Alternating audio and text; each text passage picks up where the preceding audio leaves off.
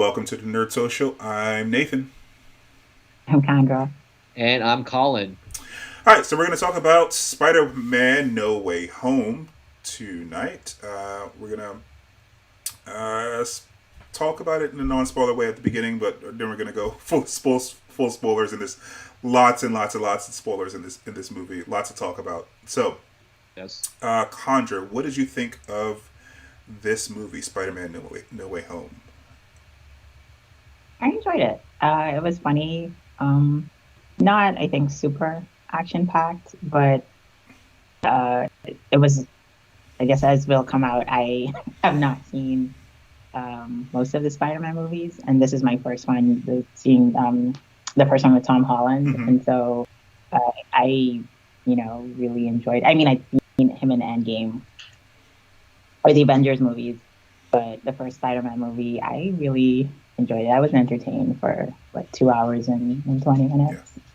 Another nice spoiler. Some of the villains were new to me because of that, but no, for the MCU. awesome.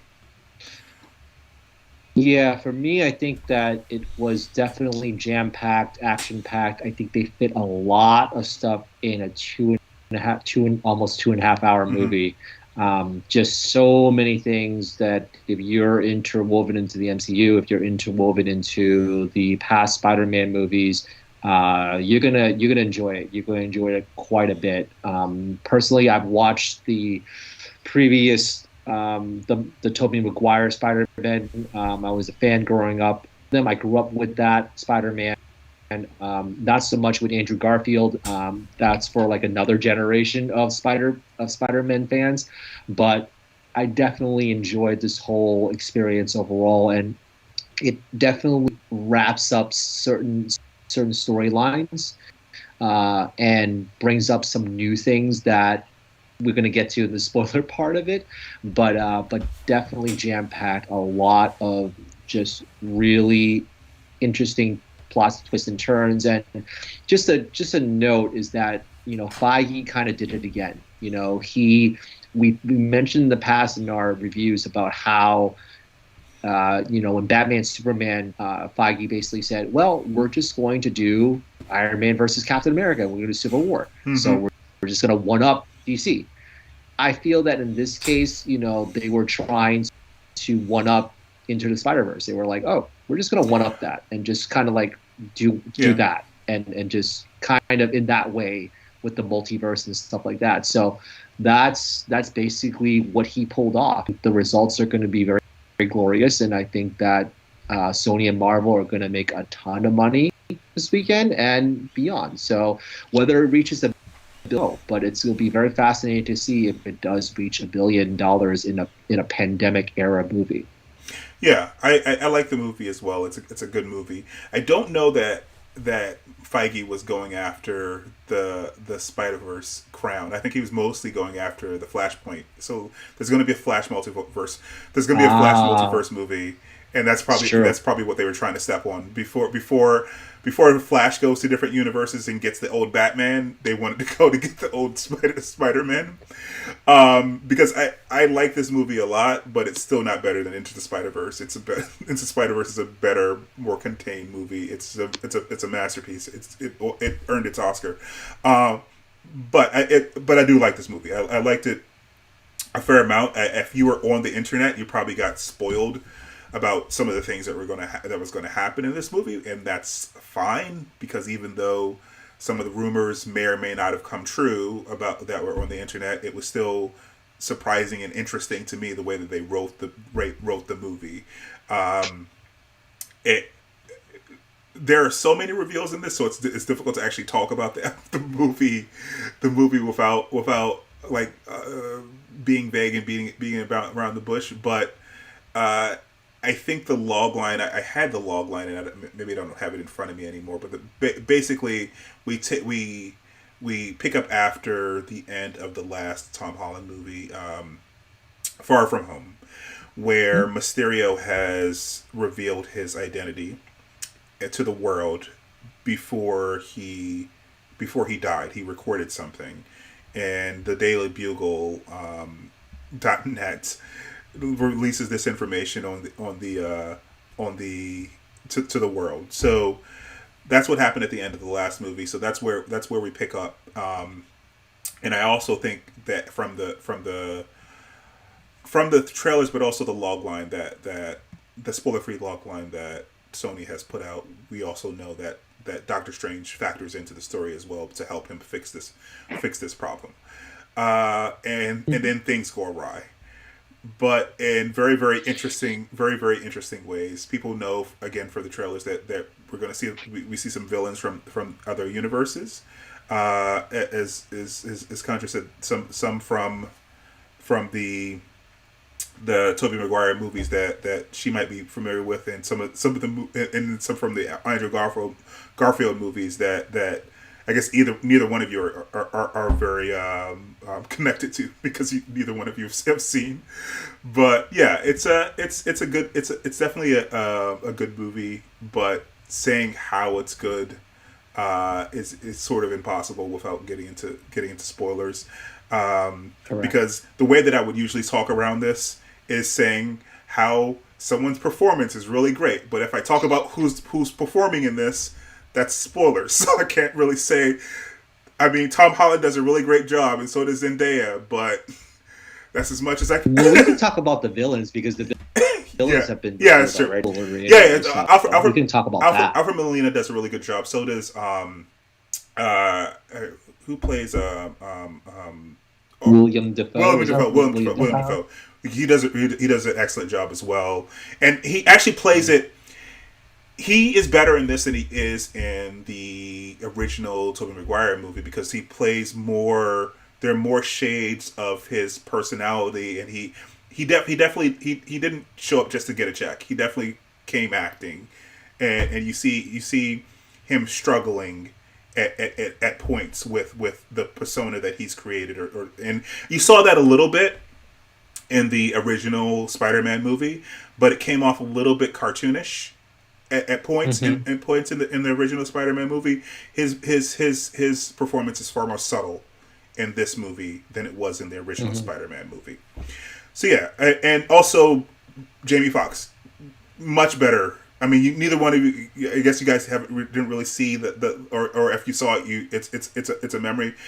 It's a fading memory. Jamie Foxx is much better in this movie than he was in Amazing Spider-Man. I agree. And Amazing Spider-Man 2. So which Spider-Man was he? He was in Amazing Spider-Man. He was in Amazing Spider-Man 2. Yeah. That was so, like, for those of you who don't know the full history of the Spider-Man movies, we had 3 Tobey Maguire movies. So the first one was excellent. The first one was good. The second one was excellent. Actually, the second one is one of the best superhero movies ever. That was the one with Dr. Octopus. Then they screwed up completely by by throwing too many villains into the mix. I think the third Tobey Maguire movie had Venom. It had Sandman, and it also had Green Goblin 2. It was just too many things going on. Weird. And then Gwen Stacy was kind of thrown in. Oh yeah, okay. and then weird scenes with, like, Peter walking down like a crazy person down the street, like, yes, emo Peter. It was terrible. Then they rebooted it. They rebooted it because Sony. Again, if you don't know the backstory, Sony owns the rights of distribution for the Spider-Man characters, the Spider-Man and all his related characters, and they have to make movies or that reverts back to Marvel. This was based upon a deal that happened in the '90s, because in the '90s Marvel Comics was bankrupt, and they were trying to sell off IP to get to get themselves out of the financial issues that they were in. So they sold it off to a lot of companies. That's why Fox for a very long time had rights to the X-Men until Disney bought 20th Century Fox recently, and Universal had the rights to the Hulk, which is why we haven't had another Hulk movie, because they still have the distribution rights. They have the rights to distribute movies, but they don't have the. But so that's why you don't see a Hulk movie, but you see Hulk in other things. And Sony was sold Spider-Man. So they made another movie, another two movies very quickly after the Tobey Maguire movies. I think maybe 2 or 3 years. I don't know if they're of a gap. The first Amazing Spider-Man was actually pretty good. With Andrew Garfield, it was a much grittier take on Spider-Man, and then they screwed it up. They screwed it up just in the second one. They didn't even have to get to 3. They didn't even get to 3. They screwed it up in the second one by doing the exact same thing. They threw too many villains into the second movie. I think that one had the Rhino. It had Electro. It had someone else, and then they try to tease the Sinister Six. Yeah. The only reason that this movie works, even though it has more villains than any other Spider-Man movie, is because all of them were established elsewhere, and also the acting is better. So yeah. Anyway, we have to. I think that's as much as we can talk about the movie without actually talking about the movie or talking about the specifics of the movie. So spoilers ahead, but before that, if you want to join the conversation, please comment to join the conversation, and also like and subscribe. That helps us grow the channel. So, spoilers ahead. All right. I don't have images because this movie came out today, so we can jump around. We can talk about. We can go in chronological order, whatever you guys want. I think that we need to get the Spider-Men out of the way. Yes, that all 3 Spider-Men are in their glorious fashion showed up. Yeah. I basically, I think it's very funny in terms of audience reactions. I think that's something that we can measure. I think that when Andrew Garfield's Spider-Man came out, it was a big, loud reveal. Yeah. Just like ovation, like loud screaming. I didn't have much emotional attachment to it because I was, again, like I said, he wasn't I didn't that Spider-Man, in live action. But then when Ned did the Doctor Strange twirly thing again, the sling ring, and when Tobey came out, I didn't know how emotional I was. I was just really emotional about it because I think that it just, again, that's the guy I grew up with, and even though his performance sometimes is too subtle at times to be a Spider-Man. He's not a very big jokester or anything like that. He kind of plays it straight, but he still played a very iconic character. And there were so many rumors about how he was not going to come, and with contract issues and stuff like that. Just to see him on screen was just so great, and it was just really, and he had that kind of like old, tired, worn Spider-Man to him, comparatively speaking to Tom Holland's Spider-Man, which was he was in high school, whereas Andrew Garfield's is kind of like, okay, he did see he's kind of road weary, but not really. Yeah. But you can definitely see Tobey Maguire's face is like, yeah, I've been through all of it, kid, and I know what it means, and we it's almost very similar to the Jake played Into the Spider-Verse, Spider-Verse, very similar performances between those two. So that's why I kind of mentioned the non-spoiler part. They tried it. They definitely borrowed from that animated. They did borrow. Yes. Yeah, they did really borrow from it. But kudos to them for bringing him back, and the fans very, very happy. Yeah, I think I had a larger reaction to Andrew Garfield, even though we are pretty much the same age, Colin. But I like Andrew. So I think part of my reaction is just seeing Tick Tick Boom with Andrew Garfield. Andrew Garfield is an exceptional actor. Yes, he is. I saw Tick Tick Boom too. He was really good at it. So really I was just happy to see Andrew Garfield again because I just saw him and he was awesome in that movie, and he was awesome in this as well. He's just he's just they all have different energies. The way that they're doing Spider-Man, and he I think there's been a meme going around before this movie that Tobey Maguire was the better Peter. And Andrew Garfield was a better like wisecracking Spider-Man, and Tom Holland has like a good mix. He's good at both of them, but like he's like right down the middle. But you can definitely see his like Andrew Garfield, his wisecracking, like the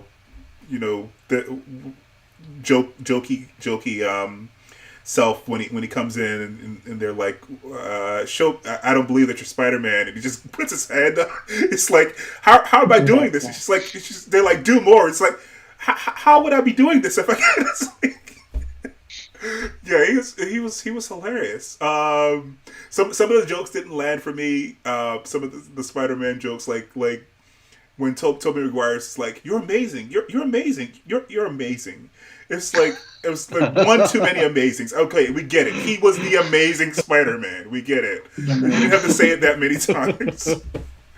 I think that was one of my favorite scenes, where the three of them are sort of just talking to each other, and especially about their differences, and because Toby his webbing comes right organic. out. He has organic. His body, and all those differences, and you're just like amazed at what each other can do, and I appreciated that. Even Spider-Man gets old and has back issues. And you're he's like, I've been through some stuff and my body shows it. Yeah. That was it. Yeah. I think they were alluding to a couple of things there. So definitely, he's the oldest one of them, right? So he's supposed to be like old man Spider-Man, but also in the third movie they were going to recast him because he hurt his back. On the movie of Seabiscuit, right? So he in between 2 and 3, he hurt his back in Seabiscuit. So they were actually going to recast him with Jake Gyllenhaal, and then he ended up actually who was Mysterio in the last movie. He was the villain, the Spider-Man villain in the last movie. So they were going to recast him with Jake Gyllenhaal, but he actually came back for the third movie. He probably should have bowed out because he showed up for that movie and that movie was awful. He should have just given it to Jake Gyllenhaal. Well, they did also. It's also a callback to that joke that he made about a joke again in I think the Spider-Man 2, the Tobey Maguire Spider-Man 2. They did a back joke where he was like, "I'm back," yeah, and then he hurt his back. Yeah, very funny. So yeah, they did the Science Bro thing in the lab trying to fix the villains, which is actually. In the high school lab, yeah, and which is right after the Science Bro, the older version of the Science Bro thing in Happy's apartment. I was actually commenting to my wife that actually the scene with the villains, they were actually probably better scientists than the Peters. They were fixing what was broken, but like Peter was a high school kid in the room with a bunch of PhDs, so they just basically had to fix what the Green Goblin broke. But it was still cute, the back and forth with them, and that's when they found out that I guess Spider-Man 2, Tobey Maguire had the organic webs. They also did the I know everyone has seen the meme with the cartoon Spider-Man's pointing at each other. I think who the heck are you? I think when Ned said Peter, they were pointing at each other, right? Or was that, or am I missing what? I didn't even notice that. Yeah, so like it's like Peter. It's like we're all Peter. He said Peter Parker. We're all Peter Parker. Yeah, it was funny. I didn't know how they were going to introduce them. Introducing them through Ned and Zendaya. It was actually pretty great because you actually get to see Ned and Zendaya interact with them as well and bounce off of them as well, which was awesome. So yeah, definitely. And one other thing, I think that in terms of all the post-credit scenes, I have to go back to the SpiderVerse. I mean, they did a really good job with that scene. That's probably my all-time favorite post-credit scene. So ever. The first one or the second one? The Into the Spider-Verse, the post-credit, the one where Miguel goes back in time. Yeah. Like, who the heck are you? Yeah. It's like all that interview. It's such brilliant writing. Just like that's like top-notch brilliant writing, and just overall just Masterpiece, masterful. The Into the Spider-Verse post-credit scene was very funny, and we just now saw a trailer for Into the Spider-Verse I think a couple weeks ago, so they're actually using it. It wasn't like a throwaway. We're going to see Miguel in the next movie. So yeah. Mm-hmm. Absolutely. All right, so we talked about the Spider-Man. I guess the other part we can talk more about the villains. So the villains that showed up is Lizard, Dr. Octopus, the Green Goblin, Sandman, and Electro. Is that everyone? So we didn't have 6. We had five. We had 5 in a tree. A tree, if you want to count the tree.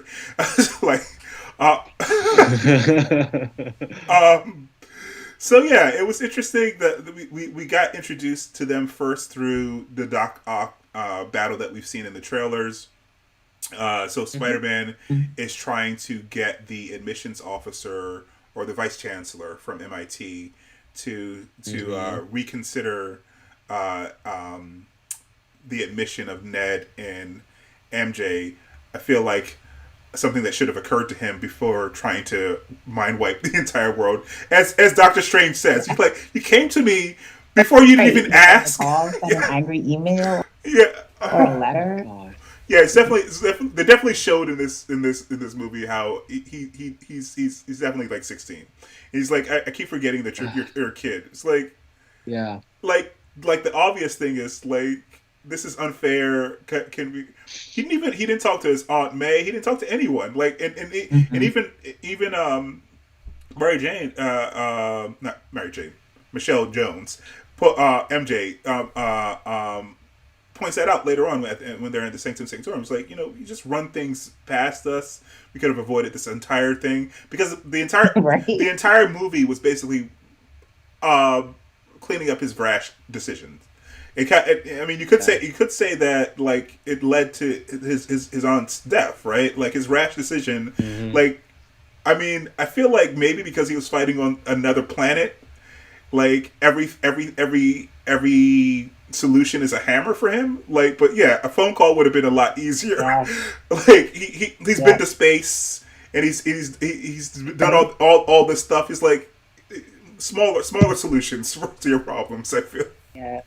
But at the same time, I think Nathan, like Doctor Strange said, he is a kid and he doesn't, he kind of focuses kind of small time problems into like huge big problems, and I blame Tony Stark for that because I think you go back to Civil War where he said, where Peter was saying, I got homework, and he's like, I can't believe you just said that, and then we're going to the airport no matter what. We're still going to go to the airport even though you have no passport. So it's like, I think that I blame Tony Stark for that type of kind of big world thinking, and then he's kind of like, you're in this big-headed world with all the fighting with the Avengers and stuff like that. So you're like, getting into trying to request some reconsideration for college is like a big, huge type of. Oh yeah, a simple phone call would have done something, or like write an email.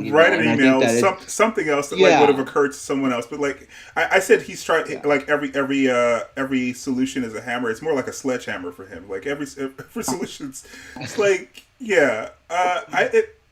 But I think that's normal for teenagers, right? When you think back to the things that you as a kid, like proportion. You blew them out of proportion. Your response, and it's only with when you can look back as a mature person, you're like, why was I so distraught about something relatively simple? And that, I think that's just compounded by the experience as an Avenger, right? Where things do require this enormous response, right? But now he has to sort of scale that down to just normal life and still be teenager. Unfortunately, he's gotten a very quick lesson in life in this movie, right? Because by the end, he's far more mature because of what happens to his aunt, and he's willing to give up his identity. Not only give up his identity, at the end he was supposed to reconnect with MJ and Ned, and he decides to leave them alone because he wants to keep them safe. And he doesn't even care about getting it. Like, getting into MIT is the least of his worries. Like, because his identity is wiped away, he can't even get into any college. So at the end, you see him with a GED book. So he's going to have to take a GED to get into In the comics, he's usually at like a city, a state, a college in the city anyway. So that's probably how they're going to write around that. But I don't know. I wonder how they're going to get Zendaya back into the next movie, because this would be the end of the chapter, right? This is the trilogy. But Amy Pascal, like 2 weeks ago, said they're going to do 3 more movies with him, and I guess we're going to get the college years with him. But I don't know how they're going to loop MJ back in. I hope they don't actually recast and like actually say, oh, she was Michelle Jones, but he was really supposed to end up with Mary Jane, a white girl. So hopefully they don't do that. Well, they did say that that the Watson was removed from her name. So that was very revealing and interesting to me, and that they probably might want to bring her back, or it also opens up a lot of these for other people, like Gwen Stacy, like Felicia Hardy, So it opens up some possibilities, but again, bringing her back into the foreground, they might have something very interesting to say about that, and provide some new commentary on that. I mean, it would be super annoying though, because this is the most Zendaya has gotten to do in these 3 movies. Like, in the first movie, she was like not even really the main love interest. She was like the standoff weird girl that he wasn't really interested in until he realized that he should have been interested in her at the end.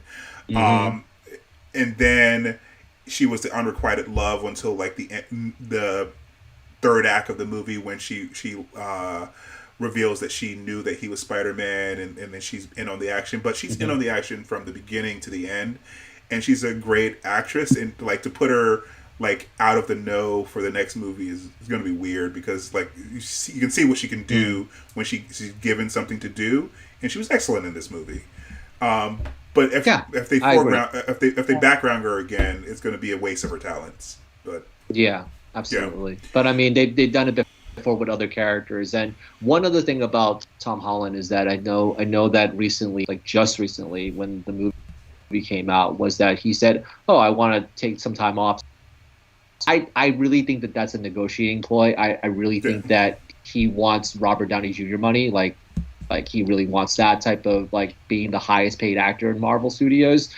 So I think it's just a ploy for him to kind of ask for more money. But maybe it's not. Maybe it is very genuine. But that's how I kind of see it, because it would be kind of disappointing if he wasn't. I mean, maybe he would take a few years off and then he'd come back.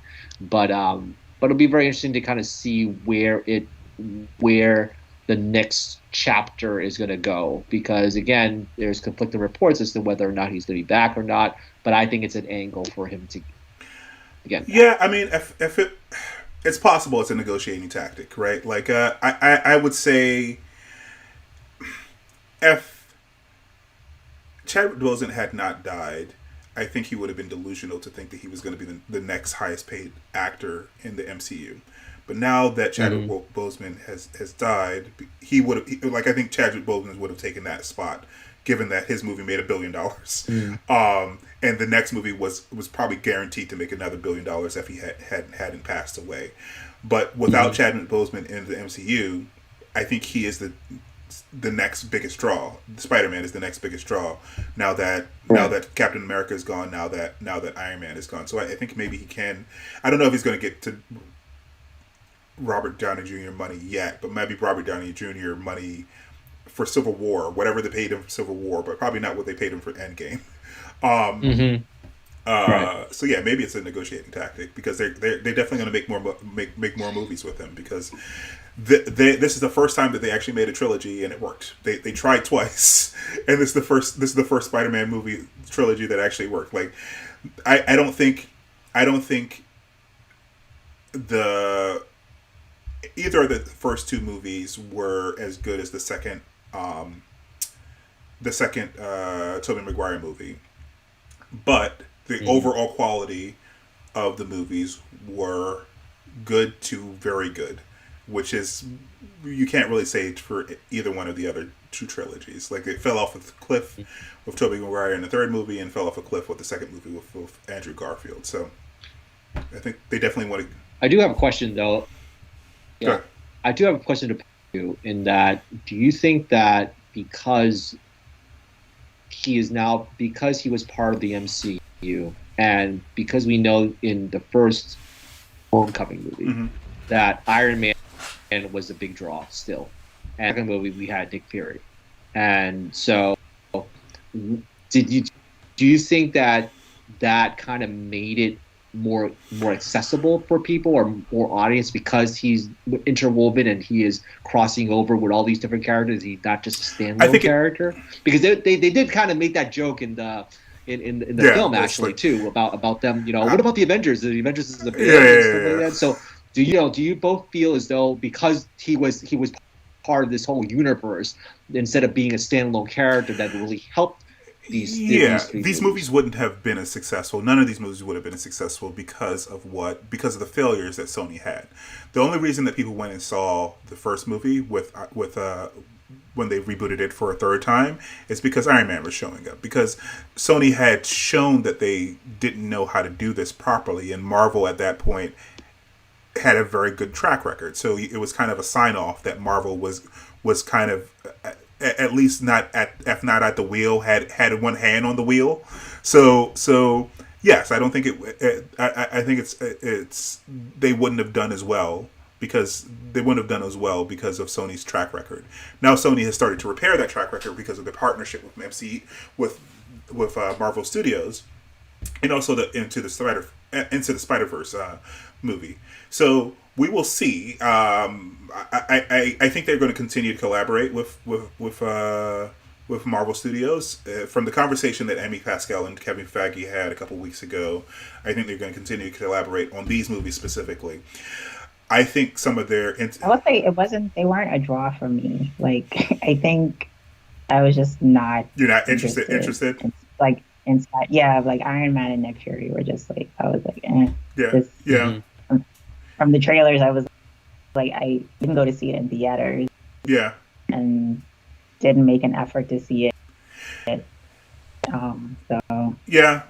I think your mileage varied, right? I think that people. Yeah. I think people who were going to see the Spider-Man, like honestly, if they had rebooted it a third time and they didn't partner with Marvel, I would have gotten to it when I got to it, but I wouldn't have gone to the theater to see it. And I think I think because I was already watching the Marvel films, I went to the theater and see it.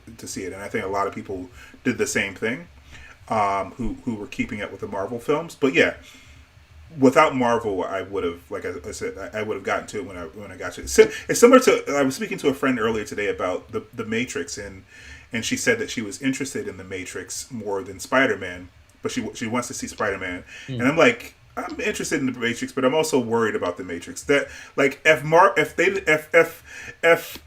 Sony hadn't partnered with Marvel, I would have been worried about a sixth Spider-Man movie because they had screwed up so many times. Because of the last couple Matrix movies, I'm worried that it's not going to be good, and I didn't have that worry because Marvel had such a great track record. So I will say that. I guess we'll see what the future will hold, though, because no one knows who he is now. Like, he can't bring in one of his Avenger friends. No one knows who he is in the next 3 movies. So we will see, because they'll be pure Spider-Man movies. What that looks like. Doctor Strange played a part in this movie, but he was kind of put in the penalty box for a good portion of it. And he was a catalyst for a lot of things, but just like yes. But I feel like he was that's for him trapping Loki. Yeah, I've been falling for 20 minutes. That was his punishment for that. I think he was in this just as much as Tony was in the first movie, and just as much as Nick Fury was in the other movie, in the second movie. But yeah, he I think it's funny because he's not the Sorcerer Supreme, so I'm not sure why he had to have them fix it. So, I mean, like, what is he doing? Wong is apparently the Sorcerer Supreme right now. It's not like he has other duties. He made a mess. He should have helped. He should have helped clean it up. But whatever. Well, Wong was in Shang-Chi, you know, he had to deal with Sean, Yeah, maybe. you know, all that stuff. So he had other stuff to worry about, you know, not just the other part of the world that you need to worry about. And let's not forget, you know, the other review in the Eternals reveal is that the timeline. They better kind of figure this out in terms of the timeline, because I'm kind of like in my head, I'm like, where did the Eternals happen, and where, you know, it happened this week and that month, or that month and this month. So I think they need to have some clarification on that pretty soon. I think that they're pretty good. They're actually, because of the screw up with the first Spider-Man movie, they have been better about that. Mm-hmm. This started in the summer. That's because they were in the previous movie, they went away for the summer vacation, right? So his identity was revealed in the summer, and then there was, I think, at the beginning of the movie, kind of fast forwarding of a couple months, because when he asked Doctor Strange for something from the summer to when he asked Doctor Strange, it was right after Halloween, because it's mentioned that MJ should take down the Halloween decorations. By the end of the movie, it was Christmas, because we saw Christmas trees. So the end of the movie is happening at the same time as Hawkeye is happening, basically. Yeah, that's what I was thinking. Yeah. Not only that, but when he's swinging around at the beginning of the movie, you see ads for Rogers the Musical. And it's inside of the movie, so it's all they're very being very careful about the timeline stuff. So it's yeah. But I'm just thinking about the Eternals, like that was like a world event, and I'm like, you know, it's like kind of little. I wish that they would have. I mean, maybe they will just say it later, but you know, until the Eternals interact with more of the other MCU people, I don't think we're gonna know where that is placed. But I think I'm fairly certain that's gonna be like one of the first things that happened. That happened probably right after the blip. But I don't know. I haven't checked the timelines on Disney Plus yet. But yeah, I think that's where that is. Right. I mean, it makes sense. It makes sense about Wong not being there, because he might have been, fighting in Macau, at that time, and he dealing with his own stuff. So that's why, his brief appearance being in Spider-Man, you saw it in the trailer and you saw it again here, saw it in the movie. It was just that brief. So, but yes, you kind of established the fact he was dealing with what Sean was doing and what Katie was doing in the other movie. And I guess we get confirmation from this movie that he wasn't blipped away, because it wasn't clear. It wasn't clear from Endgame that he wasn't blipped away. Because they had in Endgame, they had that conversation with like all the heroes, and we saw Okoye and we saw Captain Marvel, but we didn't see Wong. So I thought he got blipped away because yes. Yeah, so I guess he didn't. He was Sorcerer Supreme, protecting the world from magical threats, and he remains the Sorcerer Supreme, which is funny. So yeah, I guess actually we can jump to the end credit scene was basically a trailer for the next movie, the Multiverse of Madness movie. Conjure, I'm not sure. Oh, but is it the scene, the first not scene where you see the little flaw? No, not the first scene. The one at the very, very end. With Doctor Strange. I want to back up, and because that villain was also yes. So the and you see the little black flaw. Yeah. So that was a scene from Venom. So I haven't seen Venom 2. So that guy is from Venom, the Venom movies. This is what I was talking about earlier with Sony. Like, Sony's track record has been getting better because of the partnership with Marvel Studios, and also they did, like, Into the Spider-Verse was really great, and I have high hopes for Into the Spider-Verse Part 1 and 2, or Into the, I don't know what they calling it, or further into the Part 1, yeah, it's was like further into part the Spider-Verse one, maybe it was across the Spider-Verse. Yeah. Part 1, across the Spider-Verse. Oh yeah, I think it's across the Spider-Verse. Part 1 and 2. So I have high hopes for that, just because, like I said, that Spider-Man movie was the best. But they also released 2 Venom movies, which were awful. They made $1 billion. They made a lot of money, but like they're not good movies. I think people like them. They like them because they're like campy and over the top and ridiculous. But like neither one of them are good movies. And there was like earlier this year when the Venom movie came out, the post-credit scene was him blipping over to Peter's world. So I think that's what that was. Him trying to figure out what's going on in that world. And then as soon as he's part of the world, he's pulled out. So I guess there was 6. There was a Sinister Six. There were six characters. But again, that I was speaking to my wife about that. That doesn't really even make sense, because they said people were being pulled across that knew who Peter was. He doesn't know who Peter was. He doesn't know who Peter is. So why was he pulled across? That didn't make any sense. Yeah, maybe he's just a random guy. They just wanted to do fan service there. I believe, it could be people who knew Peter, but also random fan service for characters. They might get pulled in. Hey, maybe Hugh Jackman gets pulled in because of that, or or Professor X. But who knows? That makes no sense. Well, it made no sense though. But but he does live. It's a tangential connection to Peter. They don't. He has no. This version of Venom has no connection to Peter. So the version of Venom from the Tobey Maguire movies has a connection to Venom. Connection to Peter, but he has connection to Tobey Maguire's Peter, right? So like not his Peter. So if a Venom was going to come over, it would have been the one that showed up in that movie, Topher Grace. So Topher Grace showed up in the third. Topher Grace showed up in the third movie. So if they wanted to bring a Venom over, they could have brought him over.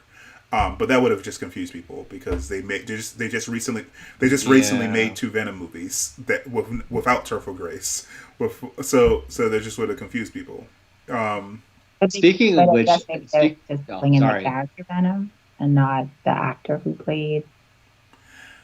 Like it's just they would have had, because they brought in other Tobey Maguire. Yeah, but I think right? What they were trying to do specifically is like save the man. So you would have had to see who was underneath of the suit, right? And you would have had to see that it was Topher Grace or who's the current Venom? What's his name? Tom Hardy. We would have had to see if it was Tom Hardy or Topher Grace. So yeah, I don't know. The post-credit scene, really didn't make any sense to me. I understand why they did it, sort of. He left a little bit of the Venom symbiote in our Peter's or Tom Holland's Peter's world, so I think that'll probably cause him some problems in the next movie. That's probably why they left that there, and that's also how they can have another movie without having to pull in any of the Avengers. His next problem is going to be the symbiote. Even though the symbiote is in San Francisco, because he's completely across the country. So if it's going to cause issues, it's going to cause issues on the other part of the country. And he doesn't have access to Tony Stark money anymore, so I'm not sure how he's going to get to San Francisco. But whatever. I guess that's the next writer's problem. Probably, exactly. Yeah, whoever. In terms of foreshadowing, it's so interesting in that we know that Ned Leeds in the comics turns to Hobgoblin. He's one of the Hobgoblins. Yeah, right? he's a villain. Yes. So they mentioned that. Fascinating that they mentioned that a little bit, alluded to that, and also they alluded to, actually, Jamie Foxx, Electro alluded to Miles Morales, and it was like, ooh, they're gonna be Black Spider-Man. I'm like, yeah, so it might happen. They're not gonna say that just because, just to be cute. I think they're gonna bring. I think they were trying to be cute as well. I think they're going to do it, but I think they were also trying to be cute, right? Like they're trying to say they're winking and nodding at the audience, because the audience knows that there's a Black Spider-Man. So they were trying to be cute a little bit, but I don't think that we're going to see Miles until the end of Tobey's next trilogy though. Or if you see him, he'll show up in like the middle of it or something like that, the second or third movie. Right, you mean Tom Holland's? Sorry, Tom trilogy. Tom Holland, not Toby. Tom Holland, next trilogy. If we see him in live action, but we'll see Miles in the animated movie next year actually. I don't know. So like Ned's made a point of saying that I'm not going to turn into a villain, but now he doesn't know who he is, so he might turn into a villain. Exactly. So like, exactly my point. So exactly my point. So it's so convenient that it's going to be like Ned doesn't know who he is, but he knows who he is. So it's going to be very fascinating to see him turn. He's going to MIT now, where he's going to get access to all that tech, where he can build gliders, and become a supervillain. Does that mean Strange won't remember Ned and his use of his ring, like his ability to open portal? I guess no. Like he's not going to remember. He doesn't anything associated with Peter. He wouldn't remember. So that whole adventure, they don't remember. So yeah, they kind of alluded to a couple of times here that Ned might have magical abilities, but I don't know if they're going to do anything about that. I feel like unfortunately it's going to be similar to in Star Wars, where they allude to the fact that Finn might be a Jedi and they do nothing with it. Which is going to be annoying to audiences. Like he did magic here. It would be interesting if they pursue that in another movie, but I think they're just going to not do anything with it. We'll see. Yeah. Sorry. Well, you see that MJ still has her scar, right? Like to me, like that it sort of implies like there's some. It's not a completely clean wipe. Like there's evidence of this. There's evidence of the adventure, but I don't know if you ever woken up and you had like a pain in some place and you didn't know where that happened. I mean, maybe that's what she thought. She's like, did I fall out of bed at night or something like that? Is that what happened? Yeah, I don't know. She explained it to herself in some way, and we human beings have a great ability to like the self deception. So I assume that she just explained. Like if she was missing an arm, I'm sure she would have to come up with a very elaborate story for herself. But it was just a scratch on her head. So maybe she just reason that she. It's an arm. You might get some lizard stuff. Oh no. Yeah. So yeah, but she was still wearing the Black Dahlia thing that Peter gave her in the last movie. So Peter gave her a pendant, and it broke in the battle, but she put it back together in pieces, and she was still wearing that. So she still has some connection to him. So I don't know if she'll ever get her memories back, or if he'll have to reintroduce himself to her, and they're going to have to reestablish a relationship. Or if they're going to even have her in the next movie, we'll see, because they're both going to MIT and he's going to a college in the city. So they're going to be in completely different cities. So I think that there's going to be some different love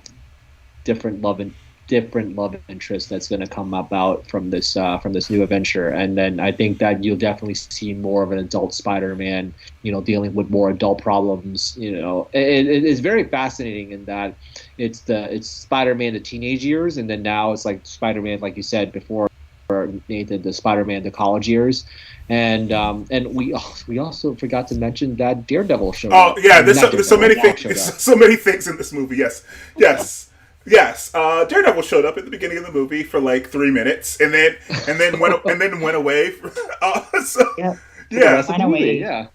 been talking about so many things, and then just disappeared. We've been talking for an hour now, and this is the first time we mentioned him, because it's just so many. There's so many reveals in this movie.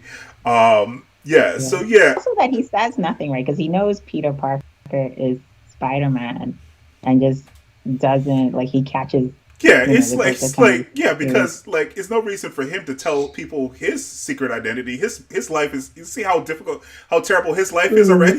It's like, so you not only is Matt Murdock in the MCU now, he also obviously has his powers as well. So this is after the accident, because he's like, how did you do that? And then It's like, yeah, I'm just a really good lawyer. That's how I did that. I'm a really good lawyer.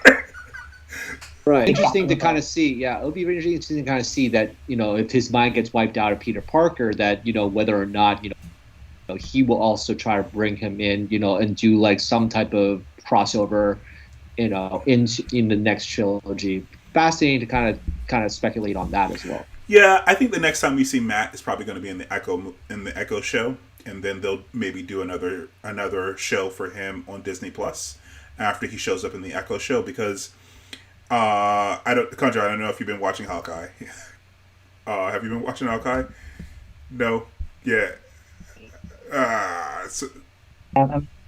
I'm gonna binge it. So there's a reveal in I don't want to be spoiled. So like that's why when you started talking about the it's okay. No. I'm not gonna. I think it's like low on my list. I'm not gonna spoil it, but that's why I was kind of concerned when Colin started talking about the Eternals. I didn't know if he was gonna start going on to spoil, because like people might be watching, because you said specifically that you didn't watch the other Spider-Man movies. So some people, unlike I think we watch all the Marvel stuff, and there's some people that tune in for certain things. And I don't want to spoil like other things if you haven't. Oh, you can. I don't know what it is about that character. I feel like I need to be in a certain type of mood to watch. I mean, it's so like after next week is going to be the final episode. So I would suggest you binge it over the weekend next weekend, because it is a Christmas show. Yes. So you might. How does it compare to oh gosh, I've watched all the others. Winter Soldier and Falcon and the Winter Soldier. Yeah, Falcon and Winter Soldier. It's late. I think. And Loki. And I think Hawkeye's the only one. For some reason, I just haven't gotten around to it. I think it's just different. I think I like the show a lot, and it's establishing Kate Bishop as the new Hawkeye.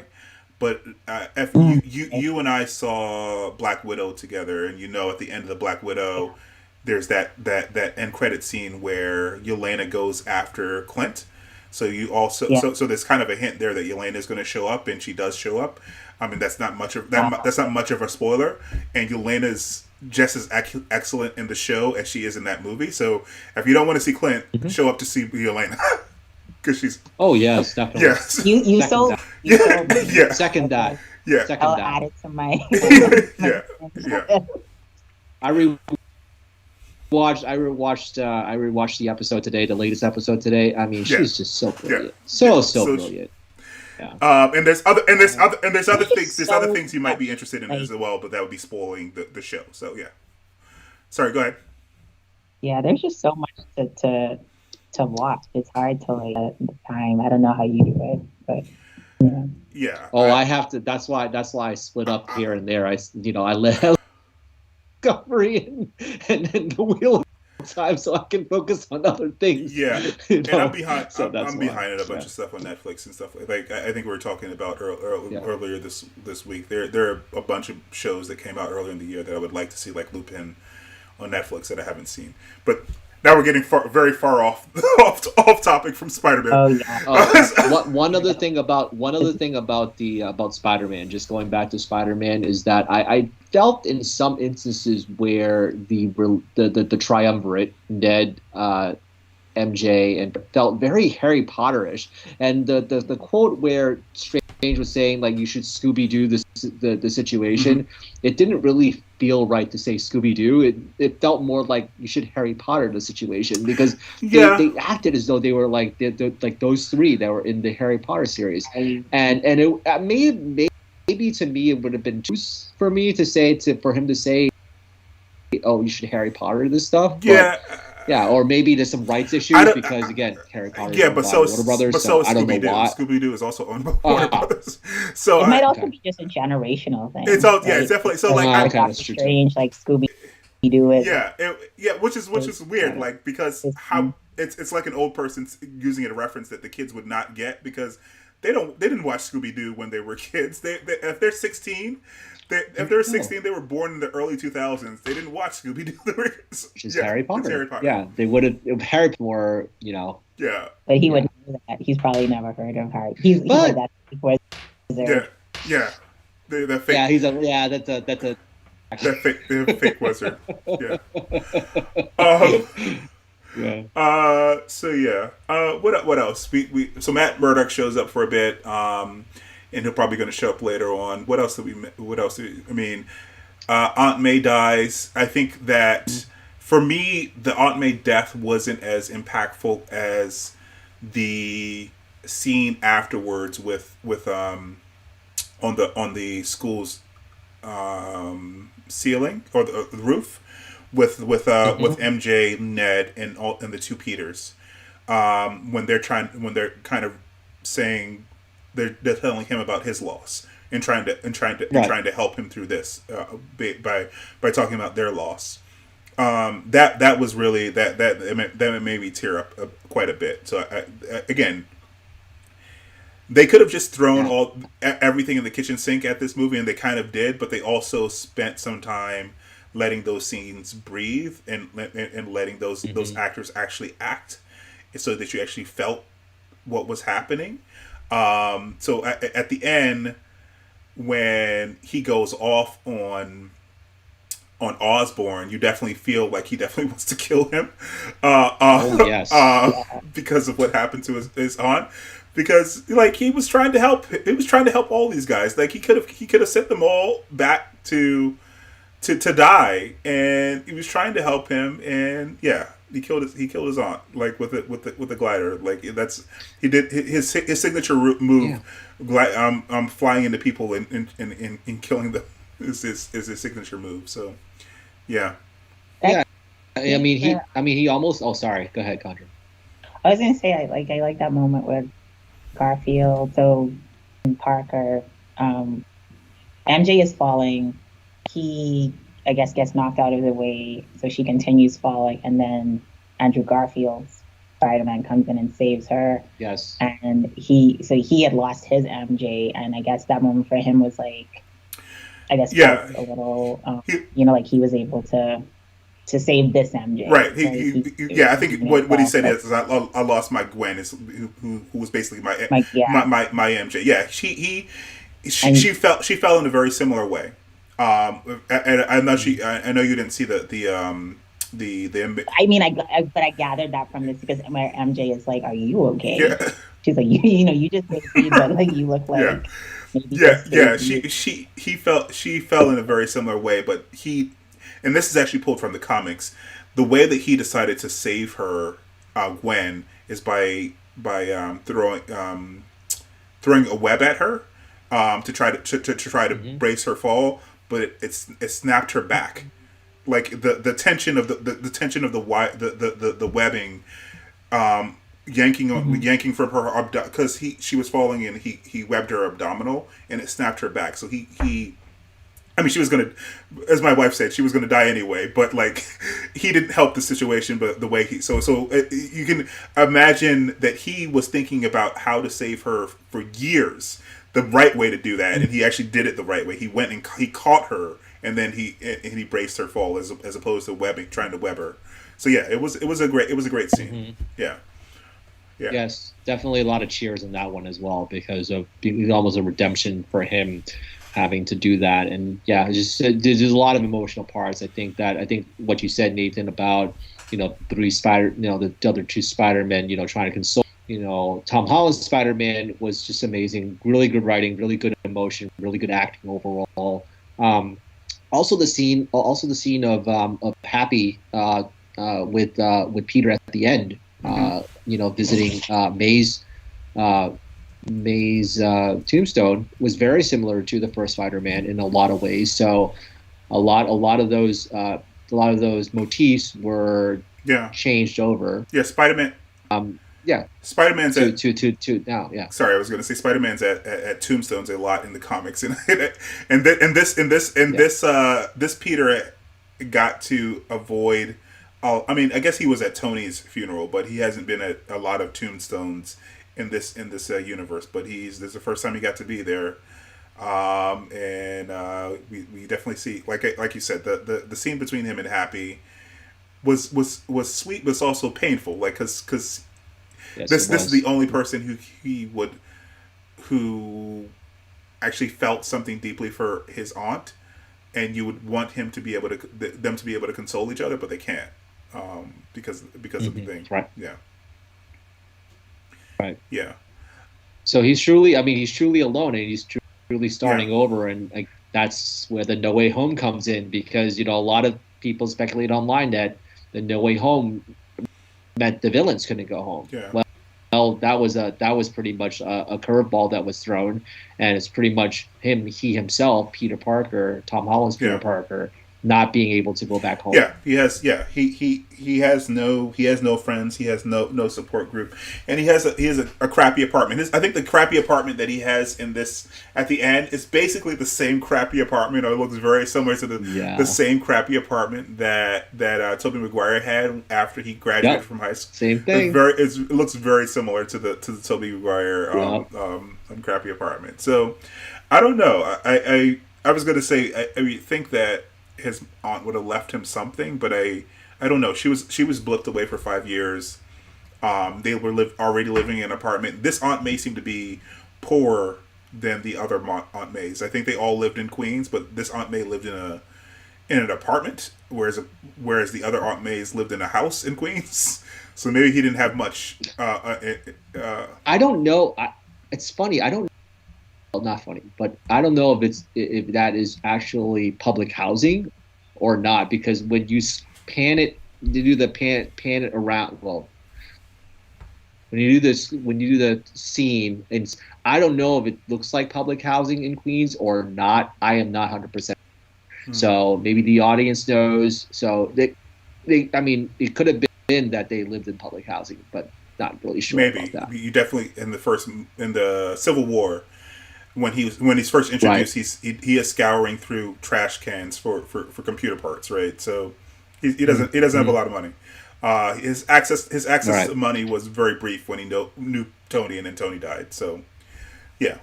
Anything else we're missing? I'm not really sure. Alejandro, do you think of anything missing? I think we already said that, even in the spoiler-free version, that the performances from the villains were really great. And Willem Dafoe, I don't think is aged a day. Well, they use aging software on them. Okay. They use software, so that's why they looked younger. They actually probably spent less money than they had to spend on the Captain Marvel movie, because Samuel L. Jackson is in most of that movie, and they had to de-age him throughout the entire movie, whereas the villains aren't on the screen for that long, so they just had to de-age him a little bit from that. I think they also de-aged, so like they kept Kurt Connors, the lizard, basically a lizard throughout most of the movie, so they didn't have to de-age him much, because I think they also de-aged Kurt Connors as well, the doctor, as he turned back into the lizard, turned back into the doctor. And Jamie Foxx looks nothing like he did in the whatchamacallit movie, because he's put on a lot of muscle since that movie, so he looks nothing like he did in that movie. So it's interesting. I don't know. I will say this inspired me to go watch the other movies, just to get the fill in the gaps. Fill in those gaps. But yeah, I really enjoyed this one. Yeah, it's a really good movie, and even though the internet wanted to spoil every single, because the internet already knew who all the villains were, that Toby and Andrew were going to show up, even that Matt was going to show up. All that stuff was spoiled on the internet, but the way that these people showed up and the way that it was written, even though those things were spoiled, I still enjoyed the movie. So yeah. Yeah, I definitely enjoyed it, and I'm probably going to see it another time, maybe with other people, maybe even a third time. So I think it's definitely a very rewatchable movie. Is it to the level? It's some people say online Spider-Man Endgame. I mean, in some ways it is. In some ways it is, because you definitely get to see towards the very end of the movie almost like a new chapter, like a turning of a page to like a new, like you said, a new trilogy. being established, with the new costume. The costume is very similar to the Tobey Maguire costume because in some ways, like the coloring because it's handmade as opposed to made by Tony, right? So it's less it's less polished. Yeah, I think this is the best. This now is the best live action Spider-Man movie, and for a long time, the second Spider-Man movie with Tobey Maguire held that spot. Like, they made a bunch of movies that were good, but not as good as the second Tobey Maguire movie. But now I think this is the best live action Spider-Man movie, which is saying a lot, because, like I said, the second Tobey Maguire movie was pretty good. But like you got, part of the reason is that you got Alfred Molina back, and he's doing just as good a job or even better than he did in the original movie, and we got Willem Dafoe back, and he's definitely doing a better job than he did in the first movie. So just one final question, and this might be a very loaded question, is that, do you think that this movie is now going to be in the top 10, of your MCU movies? Because we're now at what now? No, it's right? like we're at 24, 25. 27, I think. There's 27 movies. Wow. I don't know. Is it in the top 10? Yeah. For me, it's gonna. I think for me, I'm gonna look at the list again, but I would probably put it in the top 10. Maybe. Yeah, this is gonna bump. That's what I'm thinking. This is gonna bump some things, just like Thor Ragnarok bumped some things, because the third Thor movie was really good, so it bumped a bunch of things down. So yeah, this is gonna probably bump some things down. Yeah, I don't know where it ranks right now, because I'd have to think about all the. I just did my rankings for Eternals, and I'd have to think about it and actually see the movie again. But it was a good movie. Yeah, probably. Yeah. All right. Well, that is what we think. We've been talking for a little bit over an hour now, but we're interested to hear what you guys think. So please comment down below to join the conversation. Like and subscribe to get more content like this, and we will see you next time. All right. Bye, guys.